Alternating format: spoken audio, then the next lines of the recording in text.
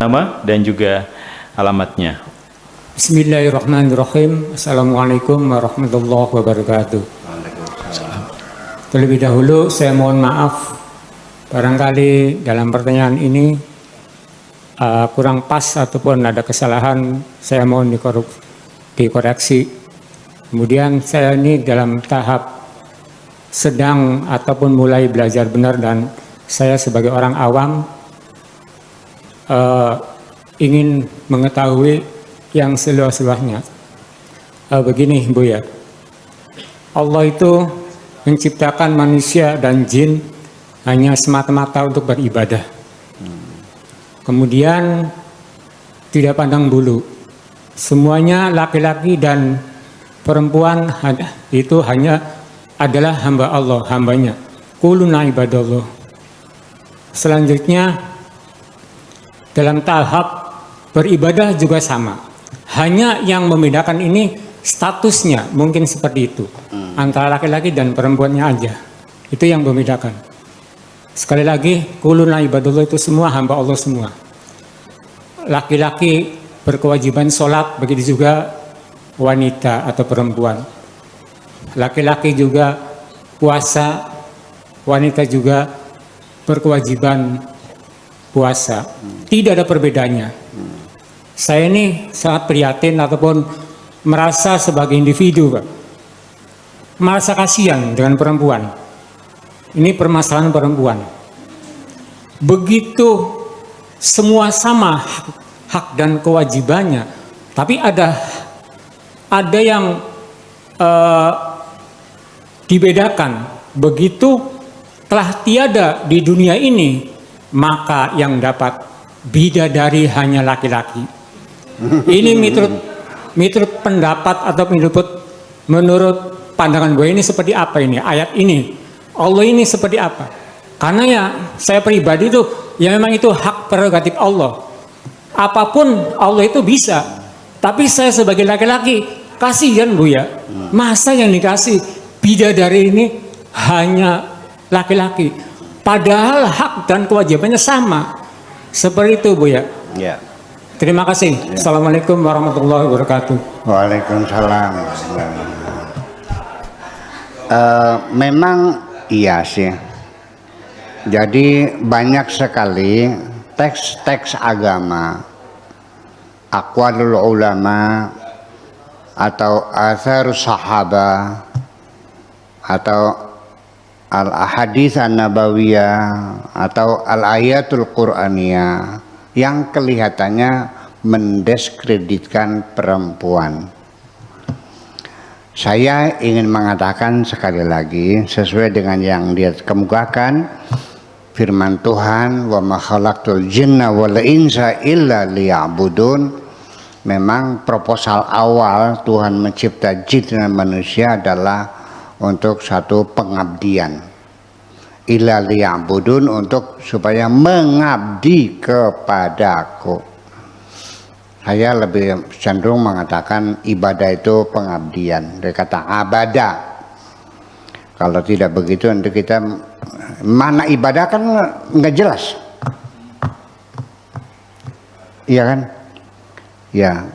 Jadi artinya ya yang memang diciptakan supaya mengabdi. Itu logis banget.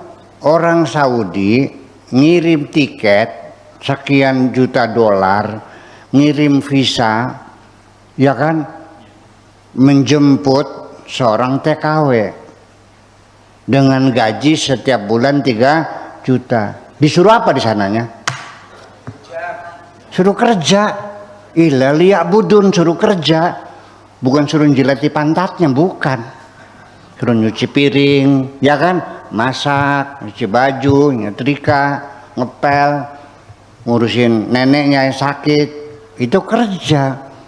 Jadi kita ini dicipta oleh Tuhan itu untuk bekerja, bukan untuk gada-gada hilalo begini aja. Bekerja menghasilkan sesuatu, memakmurkan negeri ini. Iya kan begitu persoalannya. Jadi saya melihat orang sholat yang orang macul sama di mata saya. Ini beribadah itu beribadah. Memangnya yang beribadah di masjid aja. Kamu makan apa makannya? Makan nasi enggak? Ya kan ada yang nanam padi, kalau nggak ada kamu nggak makan kok. Betul nggak? Nah itulah, itu pengertian saya. Nah kemudian jin dan manusia tentu wilayahnya berbeda, dimensinya berbeda. Ya, karena dimensi berbeda, ruangan berbeda, waktu berbeda. Tentu nanti ini tidak kita bahas. Kalau mau bahas nanti ada satu kitab khusus tentang jin ada. Saya tebal ini kitabnya. Kalau mau ngaji, tapi sekarang bukan waktunya. Nah sekarang manusianya ada laki ada perempuan. Nah ada diskriminasi pada perempuan. Ya, jadi begini, kewajibannya sama. Laki-laki sholat betul, perempuan juga wajib sholat. Laki-laki wajib puasa, perempuan. Kenapa ketika orang tua mati kok orang perempuan dapat warisannya separuh dari laki-laki? Kenapa? Apakah itu putusan Tuhan langit ataukah itu mengakomodir budaya lokal? Kenapa laki-laki boleh keluar malam tapi perempuan tidak boleh keluar malam? Apakah itu ketentuan Tuhan ataukah budaya lokal yang sifatnya kondisional? Nah ini yang jadi persoalan. Hukum namanya fikih, itu nggak ada yang final itu. Semuanya adalah gradual. Tetapi kita belum bisa diajak ke sana. Perempuan dapat warisan separuh, itu mengakomodir budaya lokal, bahkan memperbaiki Islam ini. Yang tadinya perempuan tidak dapat warisan, dapat warisan, cuman dikasih separuh secara gradual.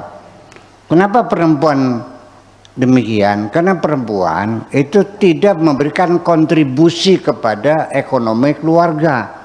Nganggur, gur.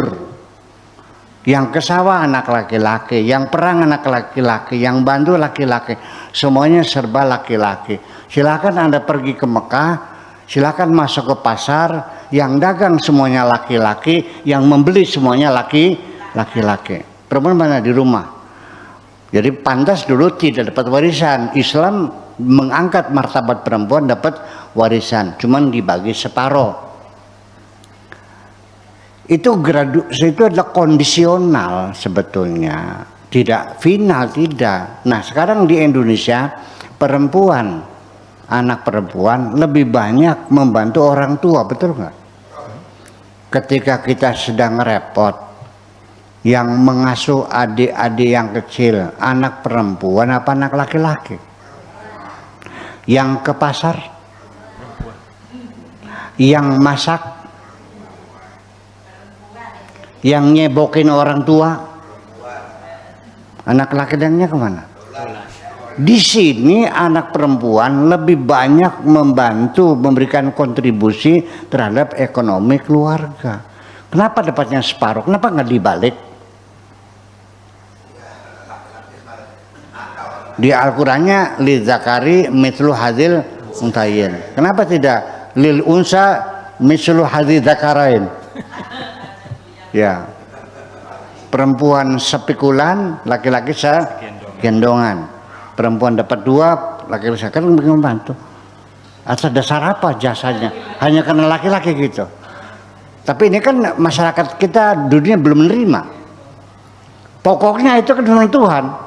Masih dirubah-rubah, ya itulah. Oke lah. Kalau tidak ya minimal dibagi rata aja sih gimana? Bisa diijtihadi, itu urusan perdata. Betul nggak? Dulu orang tua nih, kalau anaknya perempuan masih perawan boleh dipaksa dikawinkan dengan lelaki pilihan orang tua, suka tidak suka sah, betul? Itu kan tidak manusiawi. Tidak manusiawi kan? Perempuan manusia bukan sih? Kamu nggak suka sate, saya paksakan makan sate, muntah nggak? Bayangkan anak perempuan kita diperkosa seperti itu. Maka undang-undang pernikahan, perkawinan di Indonesia melarang kawin paksa. Didemo oleh umat Islam. Mengapa melarang sesuatu yang tidak dilarang oleh Tuhan? Nah itu kan persoalannya. Mana mungkin Tuhanmu membolehkan perkosaan? Gimana lagi? Itu kan jadi artinya, apakah itu hukum-hukum Islam itu adalah sifatnya mengakomodir budaya lokal atau betul-betul asli dari langit? Apakah itu tidak terpengaruh atau dengan kaidah usul fikihnya al-hukmu yaduru ma'a illatihi wujudan wa adaman. Hukum itu selalu berputar bergerak sesuai dengan ilatnya, sesuai dengan alasan-alasannya. Usul fikihnya begitu kok. Ya kenapa perempuan dapat 2 bagian? Ya karena anak perempuan membantu orang tua, kan bisa jadikan alasan. Tapi kan ini kan mentok akhirnya. Basul masalahnya mentok. Ya. Ini masalah warisan zamannya Pak Menteri Agama menurut saya pernah diserang juga oleh seluruh ulama se-Indonesia karena beliau mengatakan hukum waris tidak relevan. Iya kan? Masih ingat kan? Nah itu persoalannya. Nah jadi kembali lagi, apapun ayatnya, hadisnya, asar ulama, ya kan? Mawaid, al-wa'idun dan sebagainya. Kita harus melihat bahwa dalam memahami teks-teks itu ada yang disebut dengan mafhum dan ada yang disebut dengan mantuk. Saya tuliskan dulu.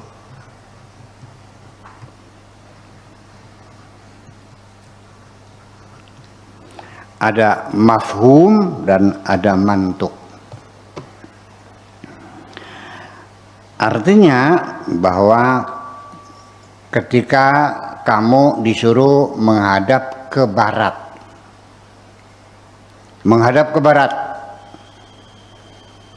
Anda berputar menghadap ke barat, itu namanya mantuk. Mantuk itu apa adanya sesuai dengan teksnya. Jadi saya harus menghadap ke barat. Mafhumnya apa? Anda membelakangi timur. Betul enggak? Anda mengabaikan utara dan selatan. Kalau menghadap itu harus tegak. Berarti Anda tidak boleh tengkurap. Betul enggak? Dalam keadaan tegak berdiri, kan begitu. Itu adalah mafhumnya.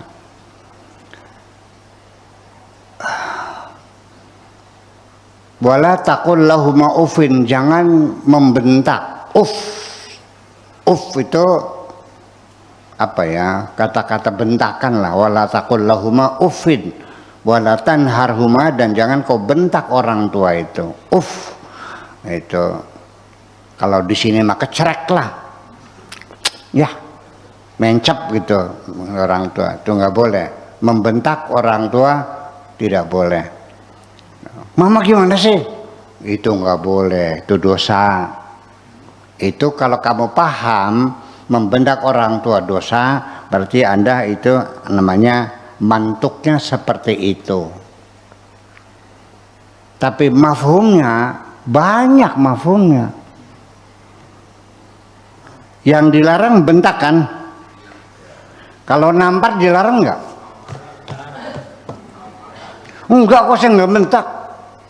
Apa kalau kan saya tampar?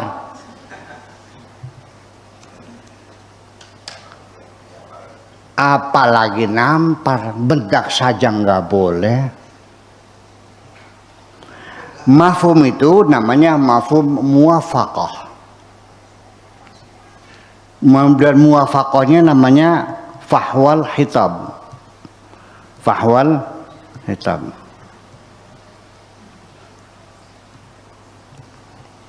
Maksudnya muwafaqah. Kalau bunuh yang apa lagi?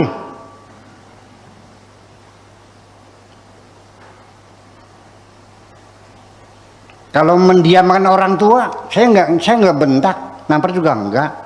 Sebenarnya saya nggak ngomong. Dosa enggak? Dosa enggak? Lebih berat mana? Bentak dengan didiamin orang tua? Nah, itu kita kan berpikir panjang, betul nggak?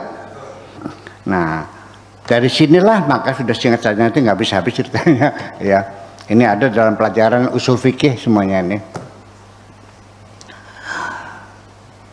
Ada yang namanya mafhum mukhalafah.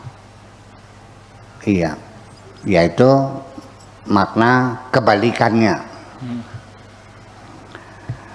Jadi kalau Tuhan menjanjikan laki-laki bidadari, maka mafhum mukhalafahnya ya Allah juga pasti menyediakan bidadara buat perempuan yang ganteng-ganteng seperti saya nih. Yang ganteng-ganteng seperti Saya. Iya dong, mengapa tidak? Hanya saja di Al-Quran itu tidak disebutkan. Iya. Karena bagaimanapun juga Allah maha mengetahui, Allah adalah Tuhan. Dia tahu secara basic insting pada manusia lelaki, manusia perempuan berbeda. Maka ketika membujuk, mengiming-imingi, bahasa sininya mengiming-imingi, membujuk supaya terdorong kita berbuat kebaikan-kebaikan, maka Allah menjanjikan bidadara untuk laki-laki, untuk perempuan yang dijanjikan istana emas berlian. Nah, betul nggak? Nah, ketika bicara sorga, masalah anggur, masalah istana emas dan sebagainya, berlian, itu janji untuk perempuan. So, kita uji tes di lapangan dulu deh. Pak Afkar,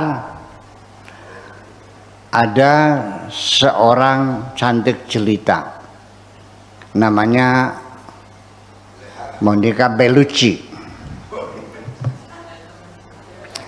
Di sampingnya ada berlian. Yang Anda ambil mana? Monica, Bu ya. Pak Afkar ini. Ibu-ibu, ada orang ganteng kayak saya. Guyon-guyon. Ada berlian di samping saya.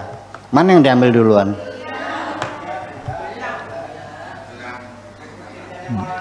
Yang penting berlian, laki-laki mah ya. Iya, itu instingnya manusia seperti itu. Iya, iya. Nah, tetapi nanti ya di akhirnya ya saya kira ya pernah laki-laki dapat bidadari dapat istana, ya perempuan yang dapat bidadari dapat istana. Ini banyak ayat-ayat yang terlihat diskriminasi terhadap perempuan. Dalam hal pengabdian rumah tangga, seolah-olah perempuan yang harus mengabdi kepada suami, betul nggak?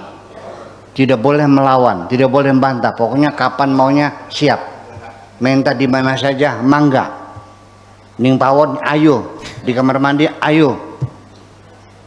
Tengah malam, Ayo. iya. Kalau tidak, laknat dari Allah untuk mereka.